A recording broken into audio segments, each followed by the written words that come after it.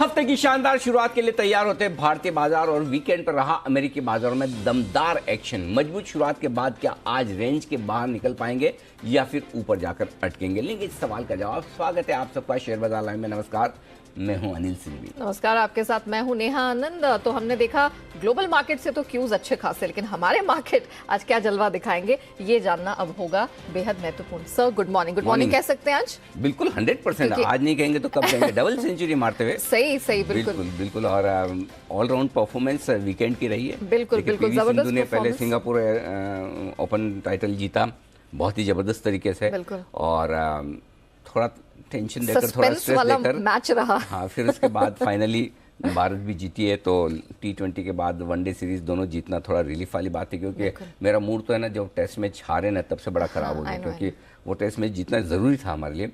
और पहली इनिंग में लीड बनाने के बाद तो अब वो आते मतलब आते तो नहीं कहूँगा, वो जो वो चीजें याद रखने की जो आदत है ना, कि वो गलत हो गया, वो अब थोड़ी धुल गई है। लेकिन एंटरटेनमेंट तो था सर पूरा संडे। हाँ, पूरा सुपर संडे था। तो सर बताइए सर, आज के कौन से ट्रिगर्स हैं महत्वपूर्ण? ट्रिगर्स आज के महत्वपूर्ण ये हैं कि अमेरिका से भरपूर तेजी होती दिख रही है, और तेजी इतनी कि हमारी उम्मीद से कहीं ज्यादा। शुक्रवार को 650 अंकों का दमदार उछाल डाउ में दिखा है। अच्छी बात है कि दिन के हाईएस्ट लेवल पर जाकर बाजार होते दिखे हैं बंद।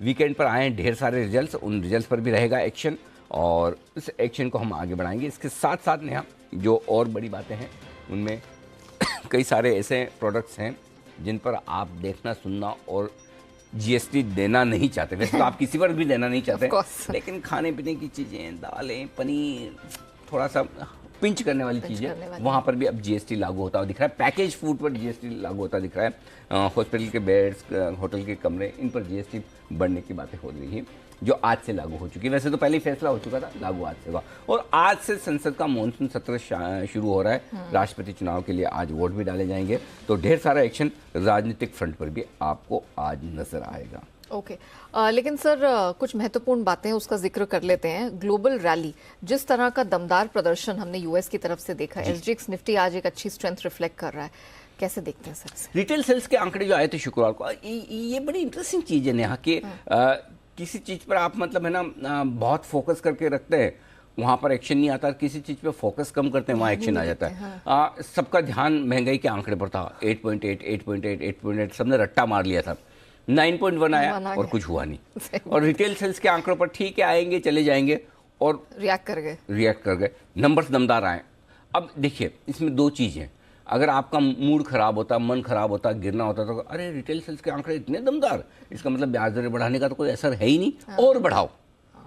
9.1% इन्फ्लेशन है, 1% कर ही दी जा सकता है जुलाई को। ये सोच के मुंह भी फुला सकते थे, अमेरिकी बाजार गिर भी सकते हैं, लेकिन हमने कुछ और सोचा। देखो, हर इकोनॉमिक एक्टिविटी के दो पहलू होते हैं। बाजार का उस दिन क्या मूड है, कैसे लेता है, वो बाजार पर डिपेंड करता है। और बाजार एक्चुअली है ना, अमेरिका के बाजार भी हल्के हैं। इवेंट के पहले भी हल्के थे, जो इन्फ्लेशन की थी। अब रिजल्ट सीजन में घुसने के पहले भी हल्के हैं। और इनफैक्ट न सिर्फ अमेरिका के बाजार, दुनिया भर के बाजार काफ़ी इक्विटी के मामले में हल्के हैं, क्योंकि वोलेटिलिटी ज़्यादा है, ढेर सारे मूविंग फैक्टर हैं। तो उन सबको देखते हुए बाजार बहुत ज़्यादा हल्के नहीं है। और हल्के बाजार में अगर खबर थोड़ी भी अच्छी आए तो बाजार तेजी से भाग सकते हैं, और थोड़ी भी बुरी आए तो गिरने में भी वक्त नहीं लगाते। और स्पेशली बढ़ने में ज़्यादा इजी होता है। हल्के हो तो आपके लिए बढ़ना ज़्यादा इजी होता है, हेवी हो तो गिरना ज़्यादा इजी होता है। सो आई थिंक अमेरिकी बाजारों में जो कुछ एक्शन हुआ है वो उम्मीद से काफ़ी बेहतर रहा है, इसमें कोई डाउट नहीं। ये तेजी बड़े काम की, और ये तेजी इस लिहाज से काम की नहीं है कि 650 पॉइंट बढ़ गए तो वाह वाह बहुत बढ़िया। मेन चीज़ क्या है, आपका बेस्ट फॉर्मेशन जहाँ होना चाहिए 30,000 के नीचे, 30,000 के आसपास, 29,800, 29,000 के आसपास डाउन है। पिछली बार बेस बनाया, वहां से भागा। आप जैसे उस लेवल के आसपास पहुंचते हैं ना, डर लगता है कोई खराब खबर आ गई, टूट गए तो, नई रेंज में नीचे आ गए तो, ये डर रहता है। जैसे 15,800 और 15,850 के आसपास आप निफ्टी पे आए, और वहां डर रहता है कुछ खराब हो गया तो, गिर गए तो, रेंज के नीचे ब्रेक डाउन हो जाएगा आपको।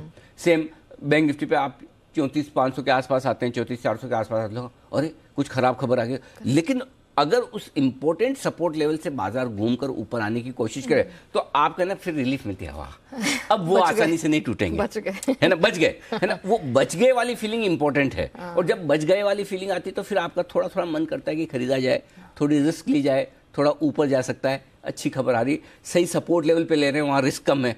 ये सारी जो फीलिंग आती है वो अमेरिका में शुक्रवार को दिखी है। हम आज सुबह इसको एंजॉय करेंगे। हाँ। बढ़िया तेजी बनी है, उम्मीद से बेहतर बनी है। शुक्रवार को 6 के 6 फैक्टर नेगेटिव न्यूट्रल थे। हाँ। लेकिन उसके बावजूद आखिरी आधे घंटे में भारतीय बाजारों ने थोड़ा अंदाजा तो लगाया था कि अमेरिका में कुछ एक्शन बड़ा होगा। हम 16,000 के ऊपर बंद भी हुए शुक्रवार को। वीकली क्लोजिंग 16,050 की बुरी नहीं है किसी भी लिहाज से। सो आई थिंक और बढ़ने के लिए तैयार है। अब कुछ और इंटरेस्टिंग आज होने वाला है जिसको हम आगे डिस्कस करेंगे विस्तार से। सर इंटरेस्टिंग में तो अब मुझे लग रहा है कि जो होगा थोड़ा कमोडिटी स्पेस में होगा, क्योंकि कच्चा तेल हूबहू जो आपने कहा था, बाइडेन साहब जाएंगे, गल्फ कंट्रीज से मिलेंगे, सऊदी से मिलेंगे, वापस जैसे ही जाएंगे कच्चा तेल भाग जाएगा। एग्जैक्टली वही हुआ है। और ये सब में जो मैंने कहा था और जो हो गया है, हाँ। इसकी वजह से आप एक गलतफहमी बिल्कुल भी न रखें कि मैं कच्चे तेल का एक्सपर्ट हूँ। हाँ, मैं आपके जितना भी नहीं जानता कच्चे तेल के बारे में, लेकिन मुझे जो समझ में आता है वो ये आता है कि साइकोलॉजी क्या कहती है। कोई भी मतलब बड़ा राष्ट्राध्यक्ष किसी दौरे पर जाता है, वो क्या पोजिशनिंग करना चाहता है, क्या कहना चाहता है, क्या करवाना चाहता है, करेक्ट, वो समझ में आता है। और स्पेशली बाइडेन साहब को समझना ज़्यादा मुश्किल काम नहीं, थोड़ा सा दिमाग लगाए तो आप भी समझ सकते हैं। ट्रंप मुश्किल थे। हाँ बिल्कुल, अनप्रेडिक्टेबल। हाँ, अगर हमने ट्रंप का पूरा कार्यकाल देखा, उसे समझने की कोशिश की, तो बाइडेन साहब को समझना बड़ा आसान लगा। हाँ, मैं तो बहुत फ्रेंकली कहता हूँ कि बड़ा मतलब ज़्यादा दिमाग लगाने की जरूरत नहीं पड़ती। वो बिल्कुल एकदम स्क्रिप्टेड लाइन पे चलने वाले हैं, है ना। एक दो तरह के एक्टर होते हैं ना, एक वो अपनी मर्जी से एक्टिंग करता है, उसको कोई भी डायलॉग दो वो अपना कुछ न कुछ अंदर डाल ही देगा। दूसरा होता है वो डायरेक्टर से एक्टर, जो डायरेक्टर बोले वही करना है, उतना ही करना है। तो बाइडेन साहब वैसे ही हैं, जो स्क्रिप्ट दी गई, जो डायलॉग दिया उतना बोल के आ जाएंगे, है ना। तो उनको एनालिसिस करना थोड़ा आसान काम मुझे लगता है। ट्रम्प बड़े अनप्रेडिक्टेबल थे, राइट। सो जो कुछ हुआ उनके गल्फ दौरे पर एक्सपेक्टेड लाइन पर था। हमें पता था प्रोडक्शन बढ़ाने के लिए वो मानेंगे नहीं, अभी पैसे बन रहे, कौन बढ़ाएगा, ठीक है। दूसरा ये कि ज़्यादा कुछ वो हासिल कर नहीं पाएंगे, एक पोजिशनिंग करनी है। जो कुछ बाहर आया उससे ज़्यादा शायद वो अंदर कुछ कहना चाहते होंगे जो आपको हमें पता नहीं। सो दौरा खत्म हो गया, बात खत्म। $95-100 सपोर्ट रेंज है। हमें अब डांस तब करना है जब $95 के नीचे जाकर क्रूड टिकता हुआ दिखे। वापस $115 के, $110 के ऊपर निकल कर आएगा तो फिर हमारी चिंताएं रहेंगी। सो मतलब हम अभी अच्छे हैं, 115 से $100 होना अच्छा ही है, उसमें कोई डाउट नहीं। लेकिन ज़्यादा खुशी की बात तब है जब ये $95 और $100 की रेंज को, सपोर्ट रेंज को काफ़ी समय से होल्ड कर रहा है। इसको तोड़कर नीचे जाए, 70-80 आए हैं। मैं तो वही दिन, ड्रीम फिगर है। अरे उसी दिन का सपना दे रहा हूँ, किस दिन वापस 70-80 देखने को मिले तो थोड़ी रिलीफ मिले। बट ठीक है, जो मिला उसी में हम खुश हैं। दौरा खत्म हो गया।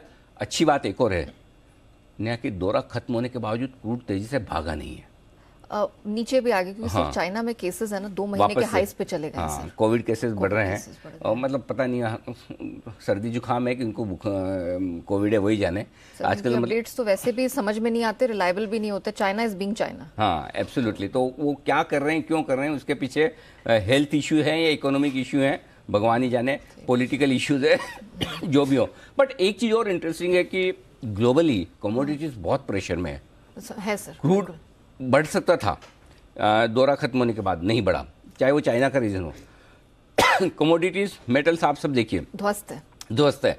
और ये ग्लोबल इन्फ्लेशन के लिए बहुत अच्छी बात है। स्टील 20 महीने के लोज पे असर आज सुबह को, आज फिर रेबार 5-6% नीचे दिख रहा है, चीन का वो स्टील इंडेक्स। आप सोचिए, ये जो मेटल्स के दाम तेजी से नीचे आ रहे हैं, ये सिर्फ हमारे लिए अच्छा नहीं है, ग्लोबली भी अच्छा है। कौन से देश में इन्फ्लेशन नहीं है आज? सही बात। यूएस, यूके जैसे बड़े देश इतने बड़े 40-50 साल के हाईएस्ट लेवल से जूझ रहे हैं, हम तो फिर भी ठीक है कंपैरेटिवली।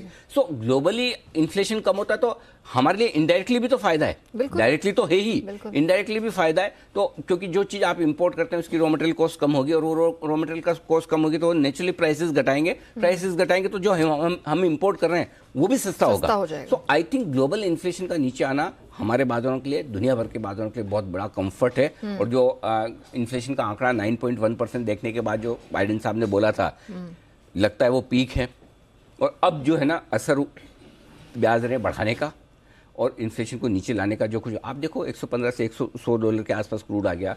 मेटल्स 15-15, 20-20, 25% गिर चुके हैं पुराने इन्फ्लेशन के आंकड़े के बाद। तो आई थिंक अब वाला जो नंबर आएगा, अगर वो कम नहीं होता तो फिर टेंशन बहुत भारी है। हाँ, लेकिन मुझे लगता हो जाएगा, ये एक अच्छा संकेत है। तो ग्लोबली एक ये संकेत बढ़िया है, कमोडिटीज गिर रही। दूसरा संकेत और अच्छा है, वो ये है कि आपका डॉलर इंडेक्स 109 के पार जाने के बाद 107 आ गया, 107-60 आ गया। हाँ, करीबन 2% हाँ सर, 2 पॉइंट्स, 200 पॉइंट्स गिर गए। हाँ, सो 109.50 के आसपास, जहां तक मुझे याद है कि हमने देखा था 107.75, 107.50 के आसपास ये कंफर्ट दे रहा है आपको। डॉलर का कमजोर होना इक्विटी मार्केट के लिए अच्छा है। बॉन्ड यील्ड अब आपके और बढ़ नहीं रहे, 3% के नीचे है। सो करेंसी के फ्रंट पर ठीक है, बॉन्ड्स के फ्रंट पर ठीक है, कमोडिटीज के फ्रंट पर ठीक है, क्रूड के फ्रंट पर ठीक है, और डाउन नैस्डैक तो दर्शन कर लीजिए। दिन के हाई पॉइंट पर फ्राइडे को जाकर बंद होते हैं, उसकी बात ही अलग है। हम भी दिन के हाई पॉइंट पर जाकर फ्राइडे को बंद हुए।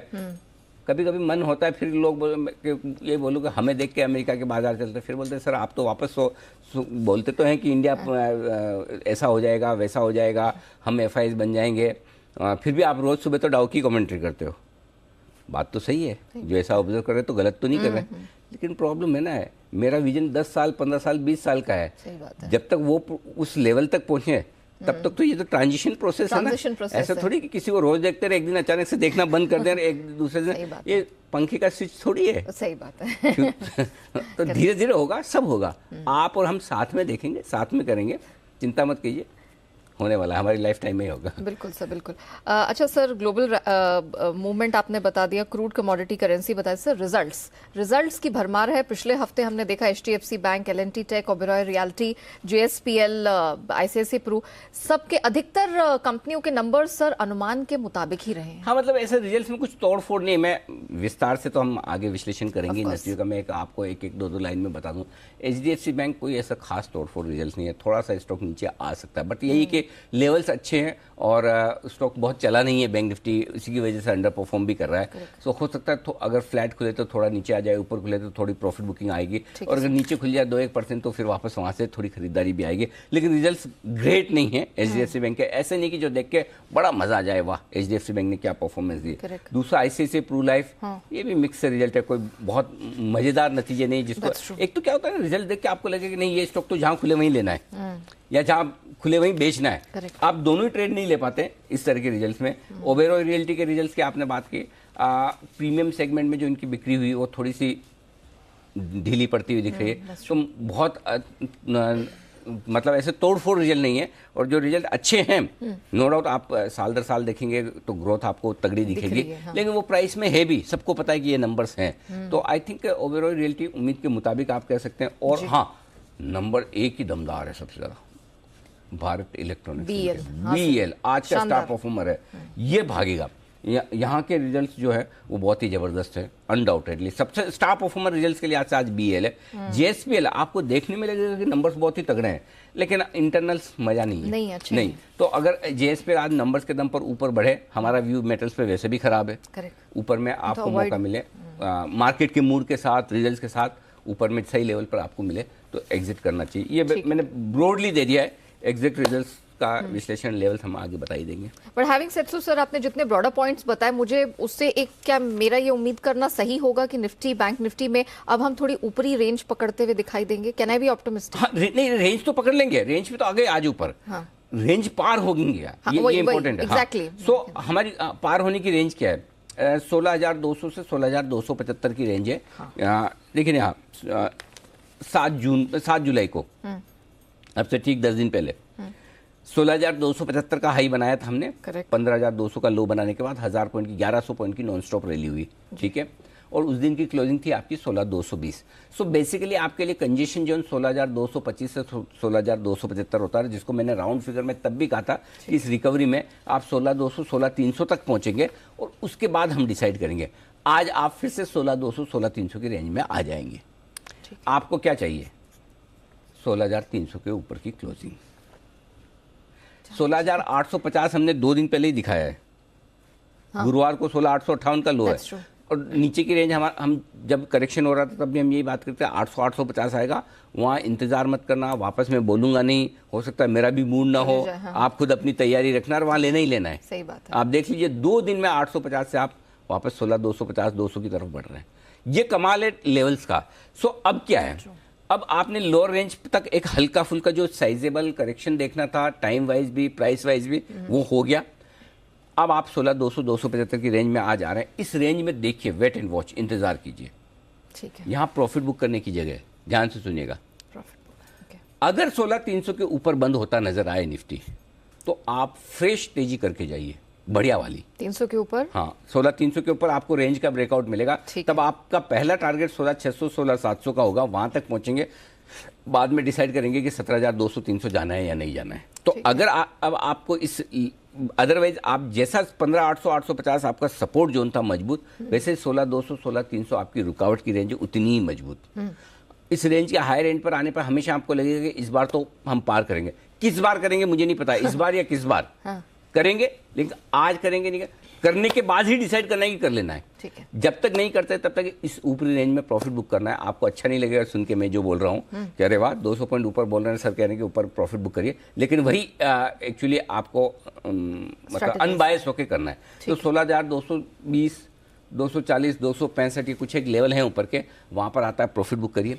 16,300 के ऊपर क्लियर कट ब्रेकआउट मिलेगा इंट्राडे में क्लोजिंग बेसिस पे, हम फिर से खरीदेंगे, कोई दिक्कत नहीं।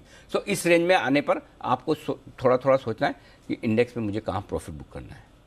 और दूसरी चीज की है बैंक निफ्टी, क्योंकि निफ्टी वापस अपने उस लेवल पर आ रहा है जहां से शुरू हुआ था 16,275 और 220 की क्लोजिंग। बैंक निफ्टी की 10 जुलाई की हाई है 35,550 और क्लोजिंग थी 35,475। वहां से बैंक निफ्टी लगभग अभी भी 800 पॉइंट दूर है। बैंक निफ्टी के अंडर परफॉर्मेंस है, जबकि पिछली रैली को बैंक निफ्टी ने लीड किया था। अब आज एचडीएफसी बैंक नतीजों के बाद क्या करता है, वो बैंक निफ्टी मेक और ब्रेक वाला मामला है। अगर एचडीएफसी बैंक के नतीजे बाजार को बुरे नहीं लगते हैं तब तो बैंक निफ्टी वापस ऊपर आके आने की कोशिश करेगा, लेकिन जैसे रिजल्ट दिख रहे हैं उसको देख के लगता है कि बैंक निफ्टी आउट परफॉर्म कर नहीं पाएगा। सो अगर बैंक निफ्टी आउट परफॉर्म नहीं कर पाता है आपका और आप 16,200 16,300 की रेंज में बिना बैंक निफ्टी के सपोर्ट के वहां पहुंचते हैं तो फिर रुकना जरूरी है।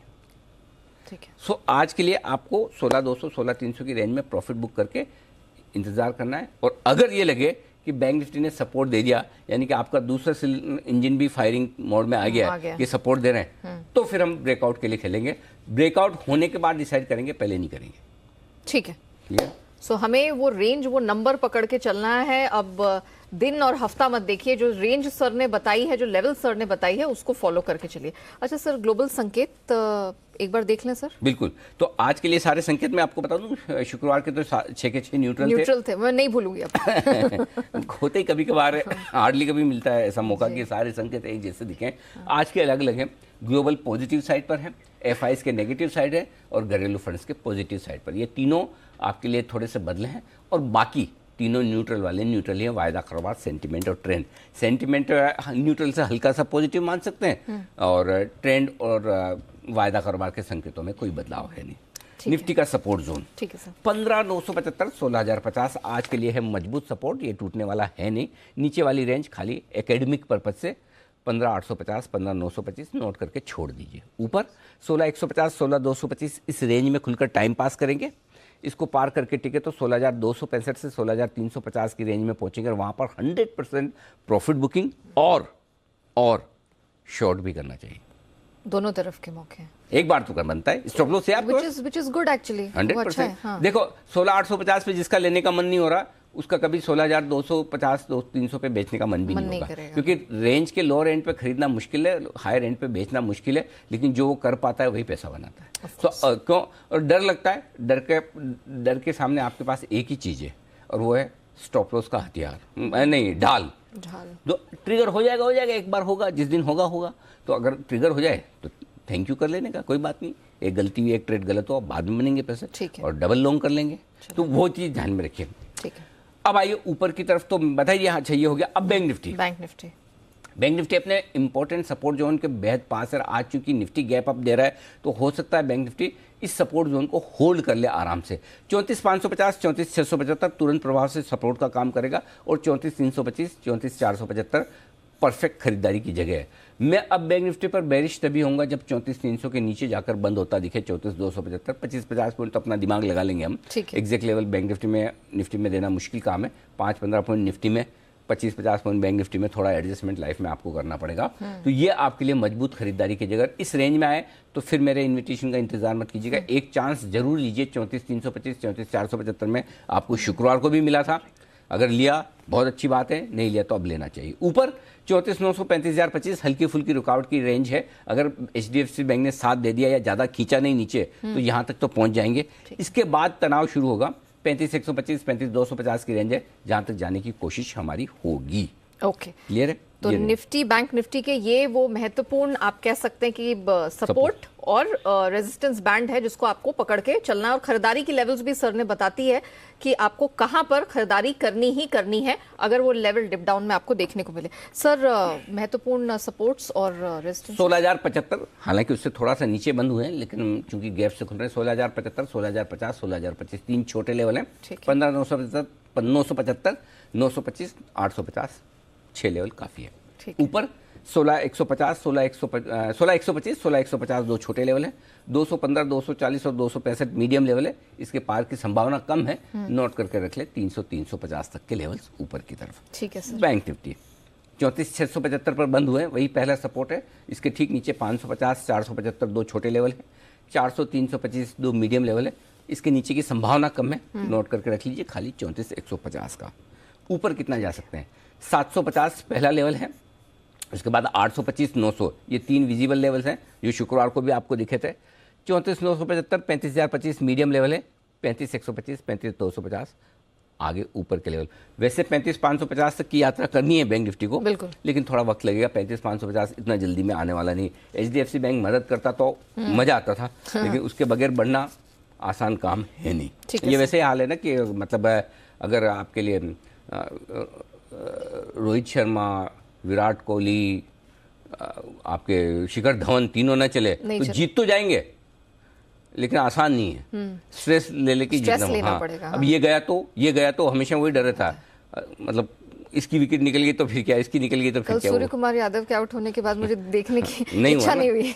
हाँ, स्टॉप लॉस वही ट्रिगर हो गया था आपका, आपने डीप नहीं रखा। जिसने डीप स्टॉप लॉस रखा उसका ट्रिगर। हम तो क्या, हम लोग तो ऐसे ना कि अभी इस उम्र में अब क्या कैसा भी खेले तो अभी वो सपोर्ट जाता नहीं है, क्रिकेट के लिए भी और इंडियन टीम के लिए भी। कैसा भी खेले तो भी लास्ट बॉल तक देखते रहेंगे। हाँ, देखते रहें।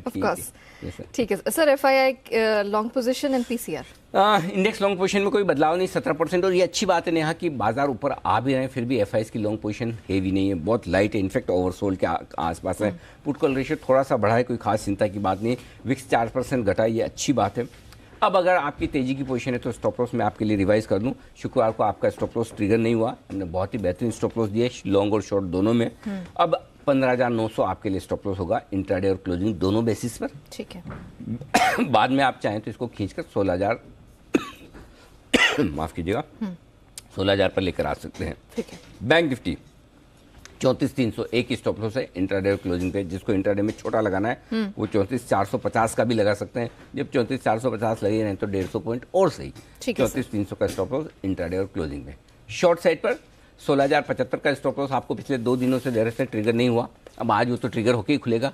अब आपके लिए इंट्राडे स्टॉप लॉस 16,275 का जो हाई बनाया आपने 7 जुलाई को, उसके ऊपर का स्टॉप लॉस होगा 16,300 इंट्राडे। और क्लोजिंग जो आपकी 7 जुलाई की 16,220 की है, इसके ऊपर की होगी 16,225। जिसको थोड़ा डीप लगाना है स्टॉप लॉस वो 16,300 का ही लगा सकता है इंट्राडे क्लोजिंग में। बाकी ये लेवल ठीक है। जिनको छोटा स्टॉप लॉस रखना है उनका खुलते ही ट्रिगर 16,075 2 दिनों से नहीं हो रहा था, आज सीधा यही है। ओवरनाइट पोजीशन रखने में यही रिस्क भी है और यही आपकी कई बार मजा तो क्या ही कहें, लेकिन आ जाए तो आ जाए।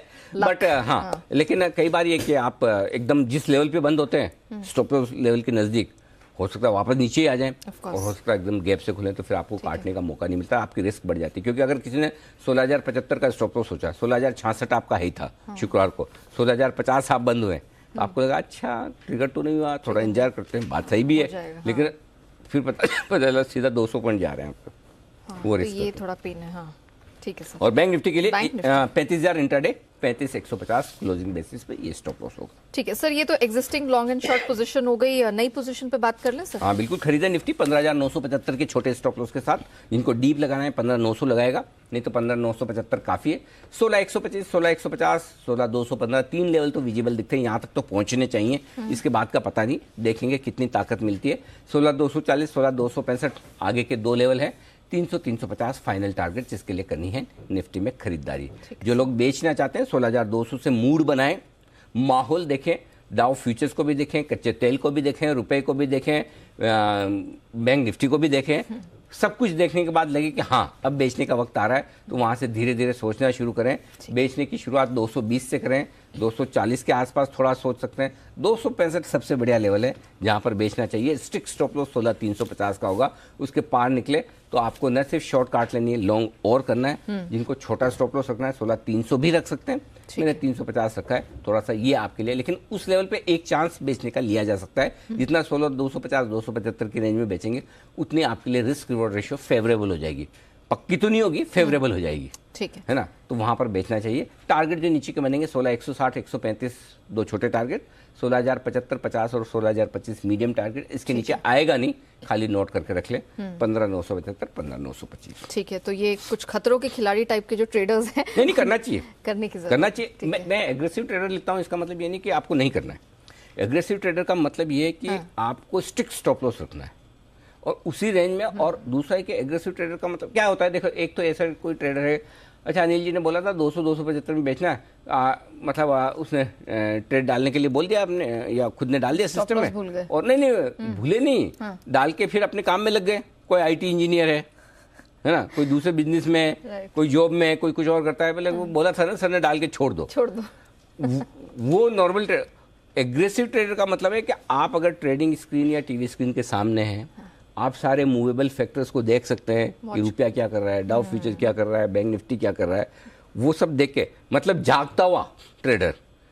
पैसिव ट्रेडर नहीं कि हाँ डाल के छोड़ जाए उस रेंज में। जैसे वो रेंज कौन सी है, 800-850 आए तो मुझे पूछे बगैर लीजिए, एग्जैक्टली है ना। वो रेंज अलग। सो यहाँ पर आपको अगर शॉर्ट कॉल लेना है तो आप अलर्ट हैं तो ही लीजिए, पहली चीज। और दूसरा एग्रेसिव ट्रेडर्स में क्लियर कट ये है, अगर एग्रेसिव ट्रेडर लिखा है तो आप स्टॉप लॉस नहीं लगाएंगे तो आप ही जिम्मेदार, वैसे भी आप ही जिम्मेदार हैं। पैसे तो आप ही के, प्रॉफिट भी आपका है, लॉस भी आपका है, तो सबसे पहली जिम्मेदारी तो आपकी, हमारी तो बाद में। इसलिए एग्रेसिव ट्रेडर्स के केस में स्टॉप लॉस लगाना बेहद जरूरी है, ध्यान रखिएगा। सर अच्छा हुआ आपने ये डेफिनेशन भी सामने रख दी, वरना अब कई लोगों को क्लैरिटी भी नहीं होती है, कई बार उनको लगता है एग्रेसिव है, चलो अपने मतलब की बात है ही नहीं। एग्रेसिव मतलब ज्यादा बेचो, बहुत सारा बेचो। एग्रेसिव बोला ना, मतलब अपने अपने हिसाब से मतलब निकाल सकते हैं। सर नई पोजीशन सर बैंक निफ्टी 34,325 34,475, ये बहुत ही बढ़िया रेंज में। मुंह में पानी आने लिए अगर यहाँ आए तो एक चांस तो लेना ही चाहिए, कितना ही खराब लगे उस वक्त बैंक निफ्टी, क्योंकि आपके पास है ना जो इंश्योरेंस है वो स्टॉप लॉस का है 34,250 पक्का लगाना है।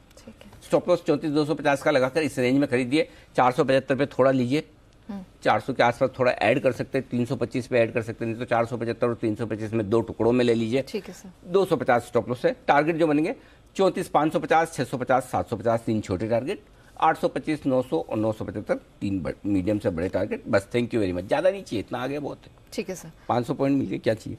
और सर एग्रेसिव ट्रेडर्स जो आपको शुक्रवार के लोज के नीचे स्टॉप लॉस लगाना है। शुक्रवार का लो था 34,463 और उसके ठीक नीचे 34,425 पे स्टॉप लॉस लगाकर खरीद लीजिए। अगर आज नीचे मिलता है गैप से, HDFC बैंक की वजह से अगर आपको 150-200 पॉइंट नीचे मिल जाए बैंक निफ्टी से 34,500 के आसपास मिल गया, ठीक है, हाँ, ले लेना है। ठीक है, एक ही कंडीशन है, अगर 34,425 के नीचे ही खुले तो फिर थैंक यू कर दीजिए, फिर मत लिए, बट उतना खुलेगा नहीं। 500 तो अगर नीचे मिले लाल निशान में तो खरीदना है। 34,825 900 975 3 छोटे टारगेट, 35,025 125 2 मीडियम टारगेट, 35,175 250 और 35,300 फाइनल टारगेट के लिए बैंक निफ्टी में करनी है खरीदारी। ठीक है। अब आइए बेचने की बात। बेचना है, पक्का बेचना है, कहाँ से बेचना है।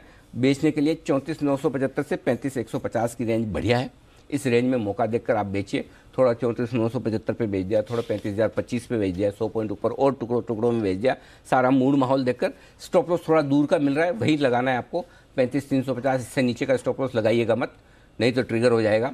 34,900 34,825 दो छोटे टारगेट हैं, 750 और 650 दो मीडियम टारगेट है, 34,550 34,475 और 34,400 के फाइनल टारगेट के लिए करनी बिकवा ली। ओके सर, FIIs और FNO सर। FIs के डेटा में न बहुत मतलब अच्छा, ज़्यादा तो कुछ है नहीं। खाली एक ही चीज़ अच्छी कि इंडेक्स लॉन्ग पोजीशन 17% बनी हुई है। 1650 करोड़ का कैश में बेचा है और सामने 360 करोड़ का उन्होंने खरीदा है इंडेक्स स्टॉक फ्यूचर्स, यानी नेट 1200-1300 करोड़ की बिकवाली स्टॉक्स की है और 450 करोड़ की इंडेक्स में बिकवाली। तो नंबर तो थोड़े खराब ही हैं, अच्छे तो नहीं है। लोकल फंड्स की ने थोड़ा सा अपनी स्पीड बढ़ाई है, 1050 करोड़ के आसपास की उनकी खरीदारी ठीक है। मेक और ब्रेक लेवल 16,000 है। 16,000 के पुट पर 44 लाख शेयर हैं और 16,000 के कॉल्स पर 35 लाख शेयर। अब आपके लिए बेस हो गया और आज 16,000 के नीचे बंद नहीं होगा। जो कुशल बार बोल रहे थे उनको 16,200 के ऊपर की क्लोजिंग चाहिए, तो इतना तो आप चाहें तो पास में बैठे कंफर्म कर लीजिए कि 16,000 के नीचे तो नहीं बंद होंगे। ये तो डेटा में दिख रहा है। 16,200 के ऊपर बंद होंगे क्या, ये क्वेश्चन मार्क है। 34 लाख शेयर, क्योंकि आप ट्रेडिंग रेंज का हायर एंड पर पहुंच रहे हैं 200 से 300। हाँ। तो 16,200 के ऊपर बंद होने के लिए थोड़े डाउ फीचर्स और मजबूत चाहिए, जैसे हो रहे हैं। थोड़ा कच्चा तेल कंट्रोल में रहे, रुपया 80 को ना तोड़े। ये 3-4 चीज़ें होंगी तो हम 16,200 भी बंद देख सकते हैं, कोई बड़ी बात नहीं है। Bank Nifty 34,500 strong support, make और ब्रेक लेवल नीचे की तरफ, 35,000 ऊपर की तरफ। 34,500 के नीचे जाएंगे तो फ्रेश खराब है। 35,000 के ऊपर निकल कर ट्रेड करना शुरू करेंगे तो अच्छी मजबूती दिखेगी। अदरवाइज इस रेंज में ज़्यादा संभावना है कि बैंक निफ्टी टाइम पास करे। 34,400 34,500 100 पॉइंट की रेंज सपोर्ट, 34,900 35,000 100 पॉइंट की रेंज रुकावट। Point taken sir. Okay sir, चलिए फिर आज जो महत्वपूर्ण ट्रिगर्स हैं, बहुत सारे नंबर्स आ रहे हैं, स्टॉक्स इन न्यूज की लिस्ट भी तैयार है, हमारी रिसर्च टीम भी यहाँ पर बिल्कुल तैयार हो गई है। कुशल, अरमान, आशीष सब हमारे साथ जुड़ चुके हैं। गुड मॉर्निंग जेंटलमैन, आप सबका स्वागत है। कुशल, आपके साथ शुरुआत करेंगे, जरा बताइए आज के ट्रिगर्स। गुड मॉर्निंग नया। ट्रिगर्स के साथ साथ काफ़ी सारे पोस्ट मार्केट नंबर्स भी आए हैं जहां पर आपको नजर रखनी है। वीकेंड के दौरान तो एचडीएफसी बैंक के नंबर्स पर खास फोकस हमारा रहेगा कि आज बाजारों पर उसका किस तरह का रिएक्शन आता है। सबसे पहले ट्रिगर्स में बात कर लेते हैं नतीजों के लिहाज से। कैश सेगमेंट से Alok industries, Bansali engineering, polymers, Heidelberg cement, bank of Maharashtra, Nelco जैसे स्टॉक्स पर नजर रखिए। साथ ही पराग मिल की बोर्ड बैठक होने वाली है। प्रेफरेंशियल बेसिस पे इक्विटी शेयर जारी करने पर यहाँ पर विचार किया जाएगा। काफ़ी सारे ऐसे प्रोडक्ट हैं पैकेज फूड आइटम समेत जिस पर जीएसटी दरें आज से बदलाव किए गए हैं। यहाँ पर जो है 5% की जीएसटी दरें लागू होती हुई दिखी है। साथ ही जापान के बाजारों में आज छुट्टी है तो इंपॉर्टेंट अपडेट ग्लोबल संकेत के लिहाज से। पोस्ट मार्केट नंबर्स में एचडीएफसी बैंक पर सबसे पहले फोकस रखिए। अनुमान से कमजोर नंबर्स आते हुए दिख रहे हैं। इनफैक्ट एनआईआई 19,481 करोड़ पर आया, हमारा अनुमान 19,700 करोड़ का था। मोर इंपॉर्टेंटली बॉटम लाइन लगभग 9200 करोड़ रुपए की आती हुई दिखी है, हमारा अनुमान 9630 करोड़ रुपए का था। एसेट क्वालिटी में भी थोड़ी सी डिटोरिएशन आई है, 1.17% के मुकाबले जीएनपीए अब 1.28% पर आते हुए दिखे क्वार्टर ऑन क्वार्टर बेसिस पर, और निम्स भी कंपनी के फ्लैट रहे हैं। तो लार्जली अनुमान से कमजोर नंबर एचडीएफसी बैंक के। आईसीआईसीआई प्रूडेंशियल लाइफ, इसके नंबर्स मिले जुले देखने को मिल रहे हैं क्योंकि वीएनबी मार्जिन्स यहां पर इंप्रूव होते हुए दिखे हैं, बट लार्जली बाकी अन्य पैरामीटर्स पर कहीं ना कहीं अनुमान से थोड़ी कमजोरी आती हुई दिख रही है। वीएनबी मार्जिन्स 31% पर आए हैं 29.4% के मुकाबले। साथ ही जो अनुमान था हमारा प्रॉफिटेबिलिटी का 200 करोड़ रुपए का, उसके मुकाबले 156 करोड़ का मुनाफा कंपनी ने दर्ज किया है। इसके साथ साथ एलटीटीएस एल&टी टेक्नोलॉजी सर्विसेज पर नजर रखिए। अनुमान के हिसाब से ही नंबर्स आते हुए दिख रहे हैं। आय लगभग 1874 करोड़ पर आती हुई दिखी, हमारा अनुमान 1830 करोड़ रुपए का था। मार्जिन्स आप देखिए 18.7% पर आए हैं 18.4% के मुकाबले, हमारा अनुमान 18.5% का था, और कंपनी का मुनाफा भी 262 करोड़ पर आता हुआ दिखा है, 272 करोड़ का अनुमान था। तो लगभग आसपास ही एलटीटीएस के नंबर्स आते हुए दिख रहे हैं। साथ ही अगर आप ओवरऑल ओबेरॉय रियल्टी इसके नंबर्स देखें तो नंबर्स बहुत ही शानदार आए हैं। खासकर मैं क्यूओक्यू बेसिस पर अगर इसको कंपेयर करूं तो मार्जिन्स 42.7% थे, अब 54% के लगभग मार्जिन्स आए, और कंपनी का मुनाफा भी क्वार्टर ऑन क्वार्टर बेसिस पर 73% बढ़कर 403 करोड़ पर आया है। इनफैक्ट दो और नतीजे हैं जिसमें जीएसपीएल अनुमान से जो है बेहतर साइड पर देखने को मिल रहे हैं, बट ओवरऑल अगर आप देखेंगे तो थोड़े से कमजोर साइड पर है। मार्जिन स्पेसिफिकली बात कर लेते हैं, 17% का अनुमान था, उसके मुकाबले 26% के मार्जिन आए हैं, बट पिछले साल ये 44% के मार्जिन थे। साथ ही कंपनी का जो रजिस्टर्ड बेसिस पर मुनाफा है 818 करोड़ का फिगर आया है, हमारा अनुमान 873 करोड़ रुपए का था। और खासकर एबिटा भी देखें तो 2060 करोड़ का अनुमान था, 3311 करोड़ पर कंपनी ने एबिटा दर्ज किया है। अंत में बीईएल, यहाँ पर सालाना आधार पर नंबर्स देखेंगे तो काफ़ी शानदार आए हैं। 3.9% के मुकाबले 16.5% के मार्जिन हैं, और मुनाफे के लिहाज से भी आप लगभग 11 करोड़ से बढ़कर मुनाफा 431 करोड़ पर आता हुआ दिखा है। बट आपको एक और चीज़ भी देखनी है इसमें कि क्यूओक्यू बेसिस पर किस तरह के नंबर्स बीईएल ने पोस्ट किए हैं। ऑफ कोर्स, चलिए तो ये पूरी एनालिसिस उन नंबर्स की, उन कंपनियों की जिन्होंने पिछले हफ्ते अपने नंबर्स पेश किए हैं, ऑफ कोर्स वो ट्रिगर्स भी रख दिए हैं कुशल ने आपके सामने। चलिए अरमान, अब आपकी बारी, जरा बताइए आपकी स्टॉक्स इन न्यूज़ की लिस्ट क्या कहती है। जी, स्टॉक्स इन न्यूज़ के साथ एक नतीजे मेरे पास भी हैं जिसमें जस्ट डायल है।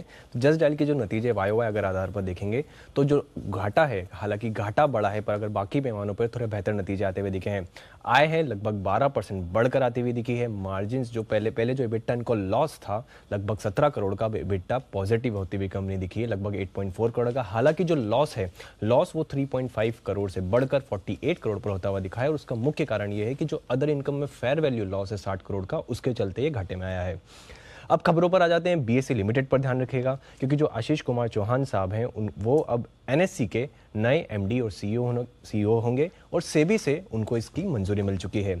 एविएशन कंपनियों, एविएशन स्टॉक्स पर भी ध्यान रखिएगा, क्योंकि एयरलाइंस को राहत मिलती हुई दिखी है और ओएमसीज ने जो एटीएफ की कीमतें हैं वो लगभग 2.2% घटाई हैं।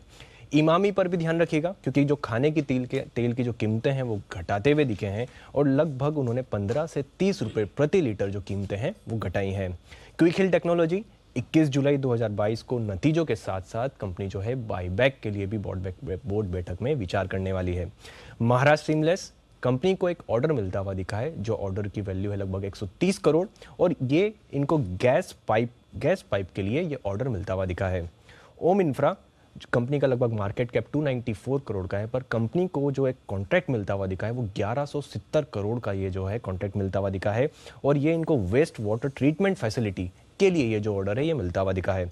और अंत में मिंडा इंडस्ट्रीज पर ध्यान रखिएगा, क्योंकि मिंडा इंडस्ट्रीज लिमिटेड का अब नाम बदलकर नया नाम जो होगा वो यूनो मिंडा लिमिटेड होगा। चलिए, तो अरमान ने पेश कर दी अपनी स्टॉक्स एंड न्यूज की लिस्ट। कुशल, आपकी बारी है, जरा बताइए खबरों के दम पर और कहां एक्शन दिखने वाला है?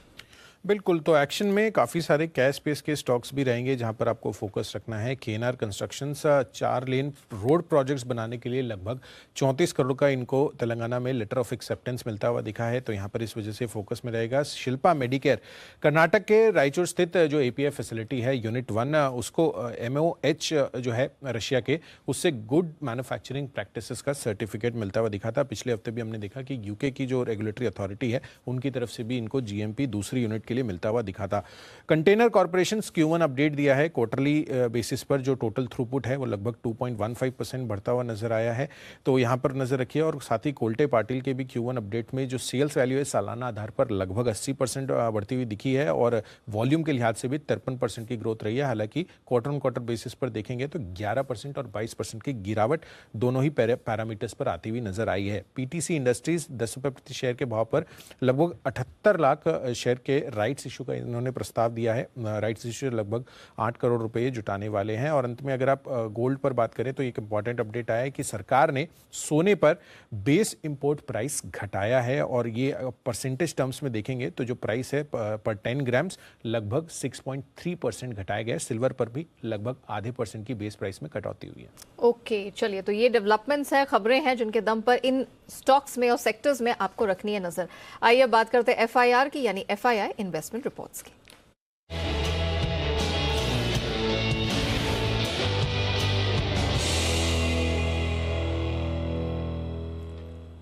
तो किन शेयरों पर एफआईआई ब्रोकरेज ने दर्ज की है एफआईआर, ये बताने के लिए हमारे साथ आशीष जुड़ चुके हैं। आशीष, गुड मॉर्निंग। बताइए नतीजों पर ब्रोकरेज हाउसेस की रिपोर्ट्स क्या कहती है? Good morning Neha. देखिए, ढेर सारे नतीजे और साथ में ब्रोकरेज रिपोर्ट्स भी आई हैं। एचडीएफसी बैंक के साथ शुरुआत कर लेते हैं। यहाँ पर देखिए तो ब्रोकरेज हाउस ने कोई टारगेट प्राइस या रेटिंग में बड़ा बदलाव नहीं किया। इनफैक्ट अपना जो व्यू है रिआइटरेट ही किया है। एचएसबीसी अभी भी खरीदारी किराए दे रहे हैं, 1362 की क्लोजिंग, 1920 रुपये का लक्ष्य दिया है। वहीं नोमेरा अगर आप देखें तो खरीदारी किराए को बरकरार रखे, 1705 रुपये का ऊंचा लक्ष्य है। मैक्वारी ने भी आउट परफॉर्म की रेटिंग को बरकरार रखा है 2005 रुपये के लक्ष्य के लिए। नोमेरा कह रहे हैं कि जो प्रोविजंस हैं इनमें थोड़ी सी गिरावट आई है, जिसके चलते कंपनी का मुनाफा जो है, बैंक का मुनाफा बढ़ता हुआ नजर आया है। इसके अलावा आईसीआईसीआई प्रूडेंशियल, यहाँ पर भी नतीजों का इंपैक्ट आपको देखने को मिलेगा। कमेंट्री देखें तो सभी ब्रोकरेज हाउस की काफी बढ़िया, मान रहे कि वीएनबी मार्जिन जो है काफी बढ़िया, इनफैक्ट एक्सपेक्टेशन से ज्यादा है। और एपी ग्रोथ भी देखें तो करीब करीब 25% की देखने को मिली है। लेकिन इसके बाद भी अगर आप देखें तो 2 ब्रोकरेज हाउस ऐसे हैं जिन्होंने टारगेट प्राइस कट किया है। जेफरीज खरीदारी किराए दे रहे हैं, लेकिन जो लक्ष्य है वो 770 से घटाकर 70 कर दिया है। हालांकि करंट मार्केट प्राइस से कंपैरेटिव अगर आप देखेंगे तो अभी भी अपसाइड है, क्योंकि 517 की क्लोजिंग है। सिमिलरली जेपी मॉर्गन ने भी ओवरवेट की रेटिंग को बरकरार रखा है और लक्ष्य में मामूली एडजस्टमेंट किया। पहले 660 रुपये का लक्ष्य देते थे, अब 640 रुपये का लक्ष्य दे रहे हैं। इसके अलावा अगर आप देखें तो एल&टी टेक्नोलॉजीज, यहाँ पर भी आपको नतीजों का इंपैक्ट देखने को मिलेगा। यहाँ पर ब्रोकरेज हाउस की तरफ से रिपोर्ट आई है। जेपी मॉर्गन ने अंडरबिट की रेटिंग को बरकरार रखा है। लक्ष्य जो है 3200 से घटाकर सीधे 2700 कर दिया, 3093 की क्लोजिंग है। वहीं सिटी भी देखें तो बेरिश नजर आ रहे हैं, बिकवाली किराए को बरकरार रखा है 2810 रुपये के लक्ष्य के लिए। फेडरल बैंक, मॉर्गन स्टैनली ने ओवरवेट की रेटिंग को बरकरार रखा है, 99 की क्लोजिंग है, 130 रुपये का लक्ष्य दे रहे हैं। और ये मान रहे कि जो नतीजा है इनके अनुमान से 6% ज्यादा देखने को मिले। सिटी ने भी खरीदारी की राय दी है और लक्ष्य में मामूली 3 रुपये की बढ़ोतरी की, 120 से बढ़ाकर 123 कर दिया है। ओवरऑल रियलिटी जेपी मॉर्गन की तरफ से रिपोर्ट है, न्यूट्रल की रेटिंग को बरकरार रखा है नतीजों के बाद। 848 की क्लोजिंग है, 900 रुपए का लक्ष्य दे रहे हैं। ये मान रहे कि प्री सेल्स के जो आंकड़े आए थे, अब मार्जिन के भी आंकड़े बढ़िया आए और साथ में जो वर्ली का परफॉर्मेंस है इनका वो आपको देखना होगा। तो ये कुछ रिपोर्ट्स हैं नतीजों के आधार पर जहां पर इम्पैक्ट रहेगा। ओके, और बाकी शेयरों का क्या, वहां पर ब्रोकरेज हाउसेस की क्या रिकमेंडेशन है आशीष? देखिए, सबसे पहले हीरो मोटोकॉर्प, यहाँ पर मैक्वारी ने न्यूट्रल की रेटिंग को बरकरार रखा है, लेकिन टारगेट प्राइस बढ़ा है, 2790 से बढ़ाकर 3040 कर दिया, 2800 रुपए की क्लोजिंग है। LIC पर इंटरेस्टिंगली अगर आप देखें तो अब थोड़ा सा व्यू चेंज करने JP मॉर्गन ओवरवेट की रेटिंग को बरकरार रखे हुए हैं, लक्ष्य 840 से बढ़ाकर 860 कर दिया है। NTPC पर जेफरीज ने खरीदारी की राय को बरकरार रखा है, लक्ष्य 165 से बढ़ाकर 180। और अंत में पार ग्रिड, यहाँ पर जेफरीज ने खरीदारी की राय को बरकरार रखा है और लक्ष्य में बढ़िया बढ़ोतरी की है, क्योंकि 209 की क्लोजिंग है, इन्होंने जो लक्ष्य वो 255 से बढ़ाकर 260 कर दिया। ओके, तो ये है आपके लिए सारी की सारी रिपोर्ट जिन पर दिखेगा भरपूर एक्शन। बढ़ाते हैं एक्शन को आगे। तैयार है हमारे एक्सपर्ट्स का दमदार पैनल हफ्ते की शुरुआत पिक ऑफ द वीक के साथ।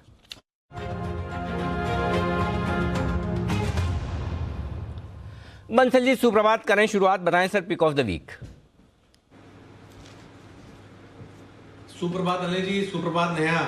अनिल जी, मेरा पिक ऑफ द वीक है टाटा कंज्यूमर, चाय वाला स्टॉक लाया हूं टाटा कंज्यूमर, जिसके अंदर शुक्रवार के सेशन में neat clean clear breakout, neat clean clear positive crossover और मोमेंटम इंडिकेटर्स देखने को मिला है। तो 770 770 का स्टॉप लॉस है, 825 का टारगेट है। और अनिल जी एक प्रश्न आपके लिए भी है, हालांकि चाय पीने वालों की अनिल जी जो संख्या है वो ज्यादा होती है, बट अगर आप देखें सबसे ज्यादा जो करोड़पति हैं वो ITC और UBL USL के अंदर है। लेटेस्ट रिपोर्ट आई है कि इनके टॉप मैनेजमेंट में अनिल जी सैलरीज काफी ज्यादा हैं। तो ये वाली salaries Anil ji Tata consumer, liver, Nestle में क्यों नहीं है अनिल जी? पता नहीं भाई, आप मेरे लिए तो ये सरप्राइजिंग फैक्ट है कि HUL, नेस्ले, ITC के इनके टॉप मैनेजमेंट की सैलरी UBL USL वालों से कम है, ऐसा आप कह रहे हैं? सही में? नहीं अनिल जी, मैं कह रहा हूं कि जैसे नंबर ऑफ करोड़पति जो हैं ITC के अंदर, UBL के अंदर, USL के अंदर, मतलब कि जो टॉप मैनेजमेंट में सैलरीज 1 करोड़ से ऊपर हैं, अच्छा। उनकी संख्या अनिल जी बहुत ज्यादा है एज कंपेयर टू गिने चुने लोग हैं अनिल जी। लीवर वगैरह में भी होंगे। ITC अनिल जी टोबैको से जुड़ा हुआ है और UBL USL तो कहने की जरूरत नहीं है। और टाटा कंज्यूमर में तो अनिल जी नाम ही नहीं आता है। जो लेटेस्ट रिपोर्ट आई है उसमें नंबर ऑफ करोड़पति जो सबसे ज्यादा है वो ITC followed by UBL then USL है अनिल जी।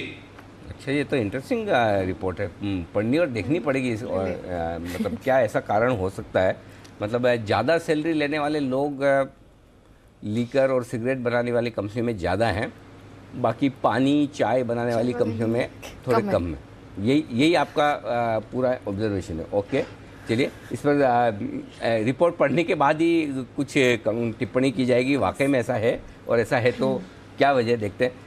कुणाल जी, आपकी कोई विशेष टिप्पणी, ऐसा कोई खास वजह? इनडायरेक्टली बंसल जी ये कहना चाह रहे हैं कि आपको फॉलो करने वाले लोग गरीब टाइप से।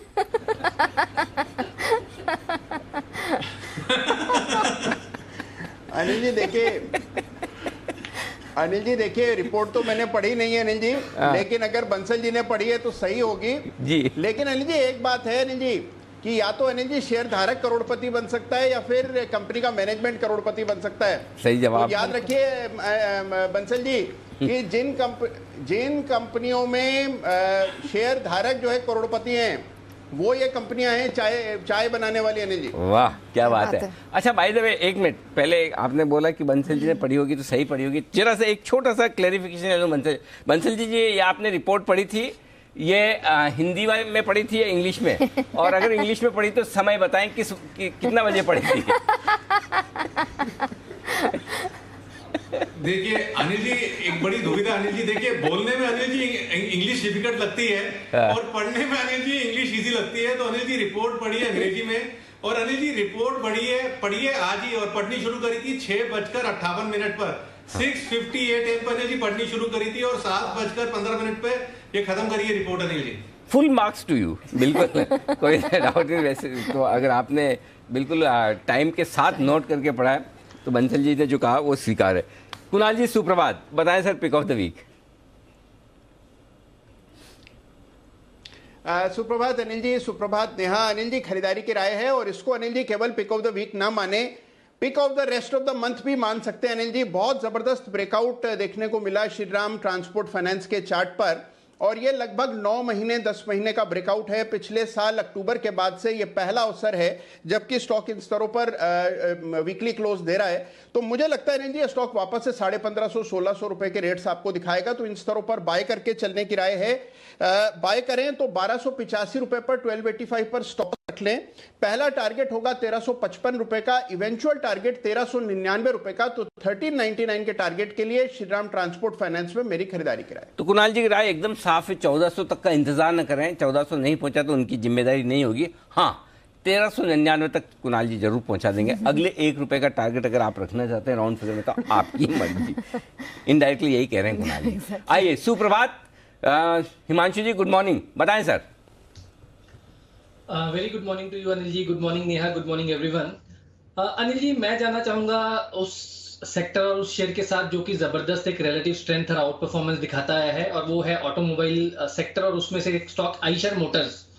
Anil ji, weekly close stock ने पहली बार 3000 के ऊपर दिया पिछले हफ्ते, और पिछले 18 महीनों की एक नैरो कंसोलिडेशन के बाद यहाँ पर एक ब्रेकआउट, फाइनली ब्रेकआउट आता हुआ नजर आया जब स्टॉक 3000 के ऊपर पिछले हफ्ते बंद हुआ है। तो मुझे लगता है कि डिस्पाइट द फैक्ट इस महीने ऑलरेडी स्टॉक में 8-8.5% की तेजी है, यहां से स्टॉक में और बड़ी तेजी देखने को मिल सकती है जिस तरह का, जिस वेलोसिटी का ये ब्रेकआउट है। तो पिक ऑफ द वीक रहेगी आइशर मोटर्स में। 3125 और 3200 रुपए के दो टारगेट इस हफ्ते के लिए मैं देखता हूं स्टॉक में।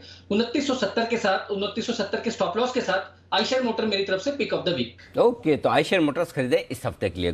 गुड मॉर्निंग सिमी जी, बताइए आपकी पसंद का share. Very good morning Anil ji, very good morning Neha. मेरी तरफ से आज का पिक ऑफ द वीक होगा टाटा मोटर्स। टाटा मोटर्स मैंने फ्राइडे को भी देखे गया था, और मुझे लगता है कि ये तो अभी अभी रैली शुरुआत किया है। पूरा ऑटो सेक्टर परफॉर्म कर दिया था, टाटा मोटर्स पार्टिसिपेट नहीं किया था उस रैली पर। अभी टाटा मोटर्स भी चलने लगेगा, और मुझे लगता है कि यहाँ पे बहुत अच्छा रिटर्न देखने को मिल सकता है। मेरा स्टॉप लॉस 430 का ही होगा। वीकली टारगेट होगा 456 पहला टारगेट, 462 का दूसरा टारगेट के लिए टाटा मोटर्स का खरीद कर चलने का सलाह होगा। परफेक्ट। तो टाटा मोटर्स शुक्रवार को भी पसंद था, आज भी पसंद है। Good morning Sumit ji, good morning, बताएं। Good morning Anil ji, good morning. मैं सोच के आया था, मैंने कहा सुमित जी को रोज मैं गुड मॉर्निंग कहता हूँ या सुप्रभात कहता हूँ, फिर सुमित जी बोलते good morning Anil ji, good morning. मैंने कहा आज मैं दोनों लगा के बोलूंगा, good morning Sumit ji, good morning. फिर सुमित जी क्या करते हैं, तो सुमित जी ने वही किया, वही कॉपी पेस्ट। लेकिन सुमित जी एक बार तो अटक तो गए थे, चौक तो गए थे आप, बराबर। हाँ बिल्कुल अनिल जी, एक बार मैं 1 सेकंड के लिए अटका था, लेकिन फिर मेरा फ्लो एकदम प्रॉपर चला गया। परफेक्ट, बताएं सर। जी, तो इस हफ्ते के लिए जो स्टॉक को सिलेक्ट करना है अनिल जी, वो है चंबल फर्टिलाइजर। चंबल फर्टिलाइजर में खरीदारी करें। स्टॉक के अंदर पिछले 5-7 दिनों से धीरे धीरे करके तेजी का मूव देखने को मिला है, और इस हफ्ते ये स्पीड बढ़नी चाहिए। तो 300-303 के आसपास चंबल फर्टिलाइजर में खरीदारी करें। 290 रुपए का नीचे के अंदर स्टॉप लॉस लगाएं। ऊपर के अंदर चंबल फर्टिलाइजर के अंदर 320 रुपए से लेके 330 रुपए तक के लेवल इस हफ्ते में देखने को मिलने चाहिए। खरीदारी करें Chambal fertiliser. Okay, Chambal fertiliser है वो स्टॉक जहां पर आपके लिए खरीदारी करने की राय आती हुई। आइए, कुछ स्टॉक्स जो एक्शन में रहेंगे, जैन साहब भी हमारे साथ पूरी तरह से जुड़ जाएं, उससे पहले एक बार कुछ शेयरों पर राय ली जाए, और वो है सबसे पहले HDFC बैंक, जहां नतीजे मिले जुले से दिख रहे हैं। नतीजे बहुत तोड़फोड़ नहीं है, देखते हैं लेवल्स क्या इंपॉर्टेंट है। स्टॉक भी एक्शन में रहा है। जरा एक बार सिमी जी चार्ट्स देखिए HDFC बैंक के, दीजिए अपनी राय, क्या लेवल्स इंपॉर्टेंट है नीचे और ऊपर दोनों तरफ।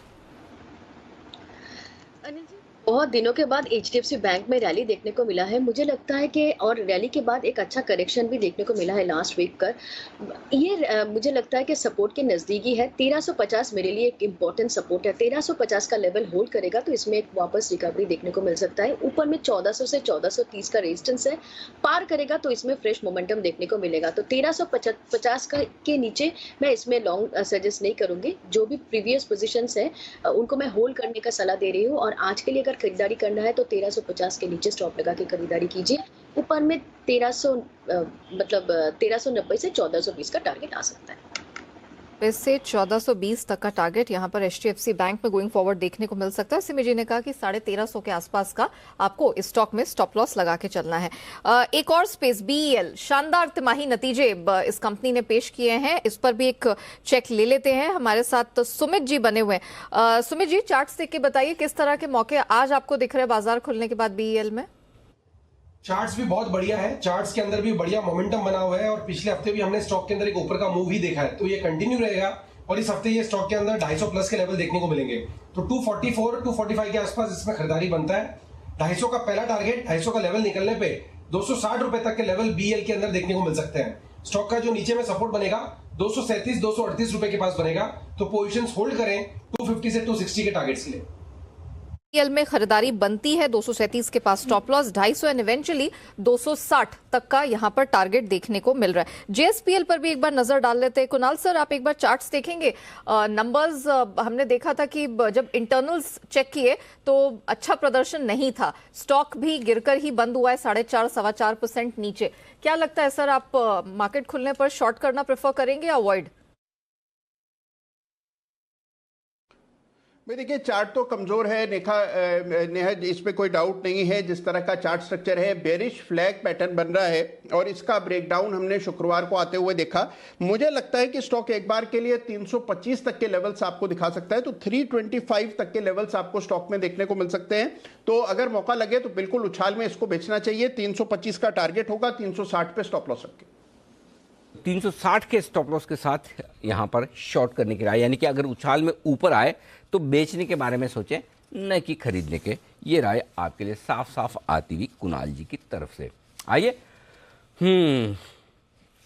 थोड़ी देर में हम फर्स्ट ट्रेड की भी शुरुआत करते हैं, लेकिन उससे पहले कुछ और स्टॉक्स हैं जहां पर एक्शन होता हुआ दिख रहा है। तो एक छोटा सा स्टॉक है लेकिन बड़ा ऑर्डर मिला है इसको, शायद सुमी जी के रडार वाला होगा। सुमी जी जरा ये ओम इंफ्रा देखिए, जरा शेयर आपके रडार पे है क्या? नहीं भी है तो लाइए जरा। एक बड़ा ऑर्डर मिला है इस कंपनी को और बड़ा सरप्राइजिंग है, मार्केट कैप से बड़ा ऑर्डर मिला है इसको, लगभग मार्केट कैप के बराबर का। तो जरा इसके चार्ट्स देखिए क्या कह रहे हैं इसके चार्ट्स।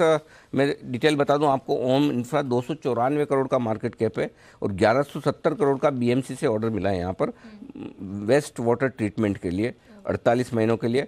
और ये 15 साल का AMC कॉन्ट्रैक्ट भी है, मतलब ऐसा नहीं कि एक ही बात का है, 15 साल का AMC कॉन्ट्रैक्ट है। फिर ये जो वाटर वेस्ट ट्रीटमेंट प्लांट बनाने वाले हैं वो 48 महीने, यानी कि कितना 4 साल हो गए। तो भी 4 साल के हिसाब से भी देखें और कॉन्ट्रैक्ट के हिसाब से भी देखें तो 1170 करोड़ बहुत होता है। चार्ज बताएं सर। अनिल जी, ये स्टॉक रेगुलरली तो मेरे रडार पे नहीं रहता है, अभी आपने बोला है तब मैं ये स्टॉक देख रहा हूँ। ये स्टॉक के अंदर मोमेंटम बन सकता है और यहाँ से एक मूव ऊपर की तरफ देखने को मिलना चाहिए। स्टॉक के अंदर पोजीशंस होल्ड कर सकते हैं। स्टॉक के अंदर यहाँ से 3 से 4 रुपए का मूव ऊपर की तरफ देखने को मिलना चाहिए और हो सकता है शायद 30 रुपए तक के लेवल भी स्टॉक के अंदर देखने को मिले, तो पोजीशंस होल्ड कर सकते हैं और इस न्यूज पे स्टॉक के अंदर एक बाउंस बैक, एक पुल बैक देखने को मिल सकता है। ओके, तो ये है आपके लिए राय इस वक्त। आइए स्वागत करते हैं जैन साहब का। जैन साहब गुड मॉर्निंग, बताएं सर आपका पिक ऑफ द वीक। या बिल्कुल, वेरी गुड मॉर्निंग अनिल जी। और एक अच्छा हफ्ते की शुरुआत होने की पूरी उम्मीद है और लगता है कि विक्स और मार्केट SGX निफ्टी को देखते हैं तो पॉजिटिविटी आ रही है। तो मैंने लास्ट वीक जो बाजार अगले हफ्ते वीकेंड शो पे स्टॉक्स दिए थे, मैं उनको एक बार रिपीट कर दूं। मैंने एशियन पेंट्स दिया था इंट्राडे FNO पिक के तौर पे और GNFC मैंने पोजिशनल पिक के तौर पे दिया था। स्टॉक्स अच्छे लग रहे हैं अभी।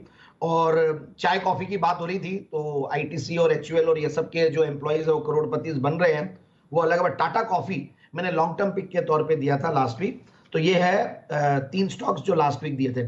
और अब अगर इस हफ्ते के लिए मैं जो सैटरडे रिसर्च करने के बाद देखते हैं और बढ़िया स्टॉक्स निकले हैं, STFC in fact Shriram transport finance already Kunal ji ने दिया है, FNO स्टॉक में STFC और सिप्ला, ये 2 स्टॉक्स अच्छे लगते हैं। फार्मा ओवरऑल कुछ दिनों से मैं बुलिश हूं और मुझे लगता है कि थोड़ा सा वहां पे कॉन्ट्रारियन बेट्स लेने चाहिए।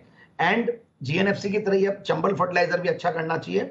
एक अतुल लिमिटेड है and last but not the least मेरा main pick of the week है वो फॉसेको इंडस्ट्रीज। ओके, तो ये है आपके लिए ढेर सारे स्टॉक्स जो जैन साहब को है पसंद। आइए करते हैं शुरुआत फर्स्ट ट्रेड की हेडलाइंस के साथ।